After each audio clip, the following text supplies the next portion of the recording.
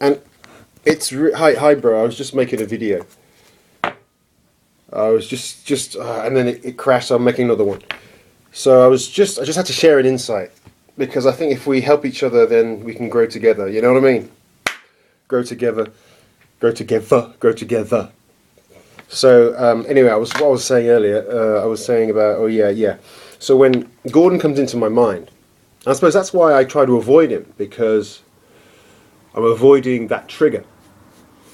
When Gordon, what happens is when Gordon comes into our minds, or I'll just speak about myself. When Gordon comes into my mind, there's what appears to be an immediate feeling, immediate reaction. Gordon comes into my mind, and then I will feel angry, upset, annoyed, pissed off, whatever. So that's how it appears. However, what I realise is something much deeper going on. Almost like behind the scenes. That's how it appears, but behind the scenes, something else is happening, something deeper. So Gordon comes into my head, and whenever I think about him, I feel hurt, pain, all these kind of things. Hurt, pain, anguish, hatred, anger, anger, all these kind of things. So it appears as if Gordon is the cause of my hurt, pain, anger, resentment, bitterness. And it's quite almost easy to make that assumption, to make that join, to make that connection, because that's how it appears. That's how it appears. But I realize, and this is showing how appearances can be so deceptive. And what I realize, I think this is the real key for me anyway, breaking through of all this, and that is, Gordon doesn't have the power to make me feel anger, hurt, pain, whatever, anger, bitterness. It simply doesn't have that power. So then, how does it appear that when I think of him, it makes me angry, depressed, fed up, suicidal, whatever, hatred, So how does it work, And I think that's why I get swept away with it, swept away with appearances so quickly. Like yesterday, I lashed out because it just appeared that way, Gordon wrote me an email. Gordon came into my head. I felt anger and resentment, and then I made the assumption that these two were connected. Gordon was the cause of my anger, pain, and then immediately go into blame Gordon. But actually, there's something much deeper at work, and that is what's happening then. If you slow it down, if you slow it down, Gordon comes into my head, or whatever. He writes an email, he phones me, or whatever. I have some contact with Gordon, whether even it's just thinking about him, and that activates the memory. Gordon activates the old neural conditioning in my head. All the old conditioning. The old reactions, the old reactions, the old conditioning, the old ways of reacting, the old ways of perceiving him, the old ways of reacting to him. And it's that which causes me the anger, hatred, whatever. So which means there's hope, because the causes of my suffering are not Gordon. They are the conditioning in my head. Of course, when I think of Gordon, it provokes that. It provokes those old seeds. So I do need to, in a way, keep some distance away from the instigator of those, the kickstarter of those old neural ways of thinking, old conditioning. I find it quite fascinating, Really fascinating. Of course, it happens so quickly. It happens so quickly. Quickly. It can just be the sound of their voice. The sound of their voice. Or just the thought of them. Because that memory of him is connected. In the brain, I guess you have a neural network, the memory, and it's linked to the old conditioning. So it's not Gordon that's causing me suffering. It's the old conditioning which is sparked up by the thought of Gordon. So how to change it? How to change it? Well, of course, first is becoming aware of it. Becoming aware of it. Becoming aware, noticing when it's happening. I think that's the challenge. Because it can just sneak upon you any minute. Well, it sneaks upon me any minute.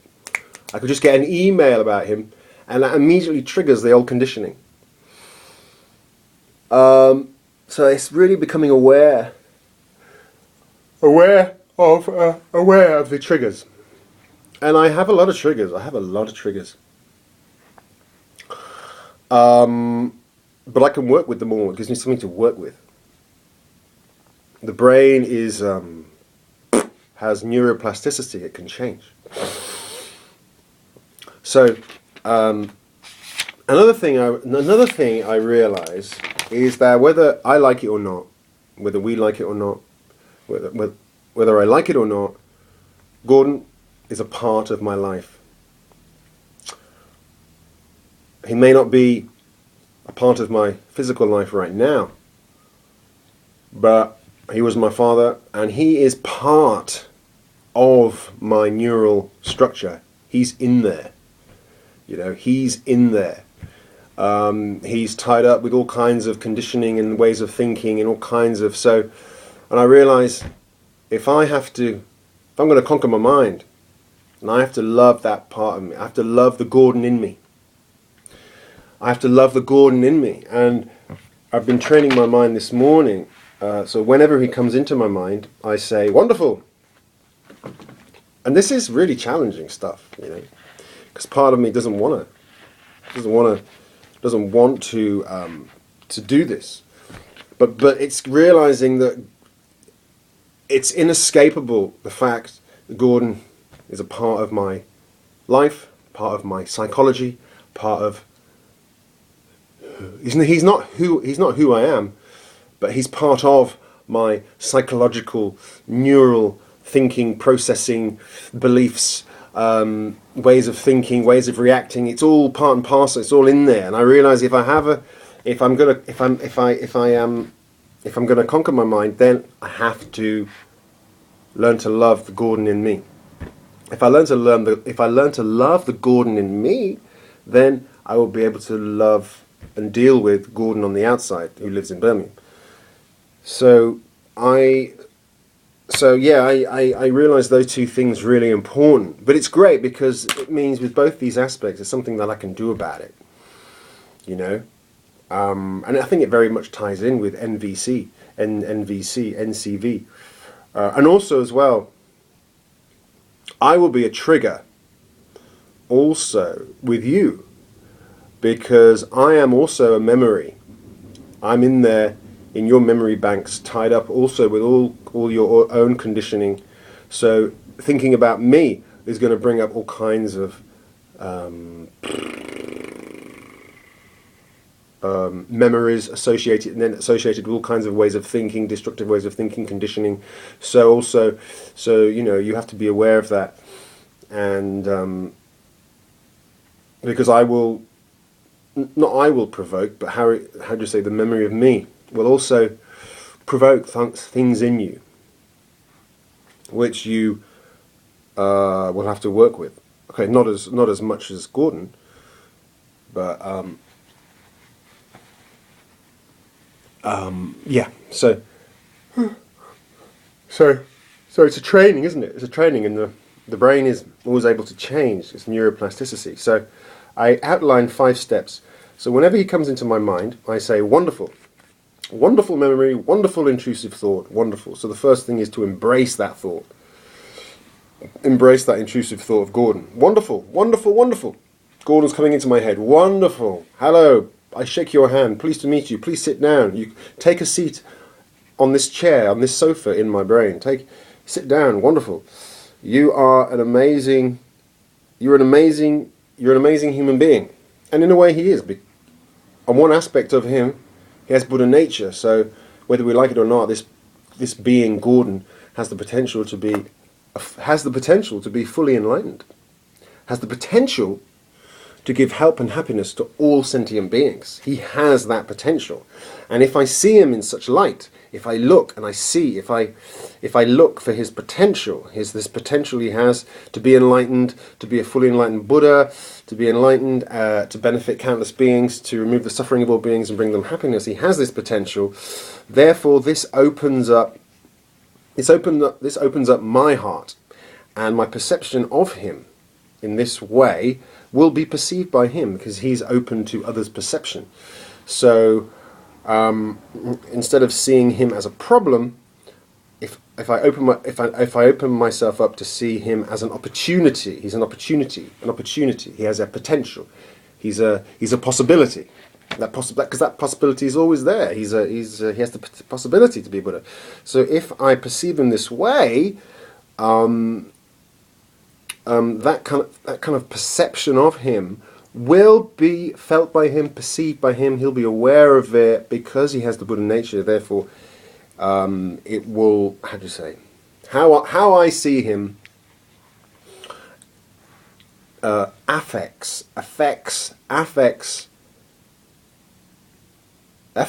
how he feels.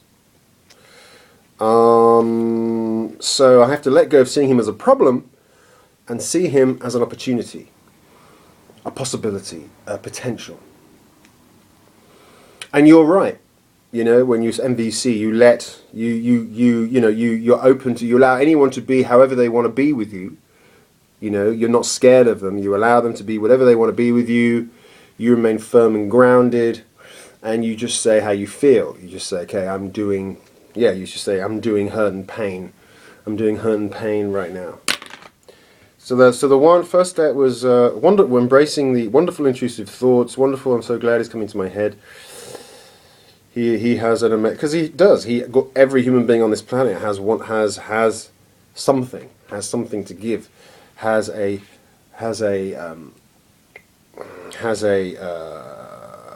quality. Well, they have Buddha nature, but they also have a plus side. So Gordon, wonderful, you're coming to my head. Gordon, this person is an amazing human being with wonderful qualities and the potential to be a Buddha, and if I look for their good qualities, what they're good at. So what's Gordon good at? He's good at knowing. He's good at fixing cars. He's very handy. He knows how to fix things, paint things, repair things. He's very hands-on, very practical. He knows how. He knows about this and that. He knows many things. So, he also is. He is also kind and loving and to other people. It may not be to us, but he's kind and loving, generous, supportive, good company to other human beings. So he has this potential to be a good. So he has a potential to be good to us, but maybe because of some karma, some harm, some past negative karma, some harm we've caused him. Or I've caused him, some harm caused him, then as a result of harm I've caused him in the past, he feels anger. Maybe, who knows? Right, and then the next step, more important, is to change. So instead of what was like, he makes me feel shit, he does my head in, is to change that into, this person makes me feel happy, loved, acknowledged, respected. This person gives me so much love. They make me feel happy. They give me so much love. They fill my heart with goodness. They transport me to another realm. Whatever. That's the third step. Then the fourth is to rejoice. So you rejoice in their well-being. I rejoice in my father's good health. in the fact that he's wealthy, he's got a nice home, and we rejoice in his happiness. And then to make a prayer at the end, number 5, may he always be happy. May he always be happy. May he always be well. May his joy and happiness go on increasing further and further. So these are the antidotes. And then gradually, training them over the mind. So those 5 steps. So 1, embracing whenever he comes into mind, embracing it as an opportunity, wonderful opportunity. 2, acknowledging this person has Buddha nature with wonderful qualities, and to look for those qualities. 3, to change the conditioning thought from they make me feel so shit to this person makes me feel great, even though that's not the case. But the power of the mind is, if you think that way, you aspire that way, then it'll bring about happiness in your being. It's not gonna, you're not doing it for him, you're doing it for yourself, for your brain. This person makes me happy, and then I rejoice in their happiness. And 5, may they always be happy. Not bad, eh? Not bad, man. Not bad. Not bad. So, yeah. Oh, yeah. I hope you're well. I'm going to go for a swim. I'm challenging myself today to refrain from my addictions. I was watching a program the other day actually about you can actually become, physically, your body physically depends on, like alcohol. There's people who their body actually depends on the alcohol, and if they don't drink, they die. Because the body develops a physical dependency, a physical dependency. And I've been starting to get that a little bit with my addictions. My body starts to, if I don't have them, my body starts to, to physically kind of yearn, and